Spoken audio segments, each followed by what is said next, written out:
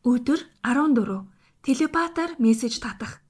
Өнөөдрийн сорилын даалгавар бол тусгай нэг хүний тухай бодож тэр хүнийг өөрлөө ч мессеж илгээж байна гэж төсөөлнө. Та харилцахыг хүсэж байгаа санаж байгаа тэр нэг хүнийг сонгоно. Тэгээд тэр хүн тань руу юу гэж бичиж төрүүлж холбогдвол танд сайхан санагдах вэ гэдэг тэр нэг утгыг бодож олоорой. Хүн юу гэж бичих мессеж хоёр тодорхой болсон бол одоо тэр хүнээс мессеж ирж байгаа үзэгдлийг зохион бодно.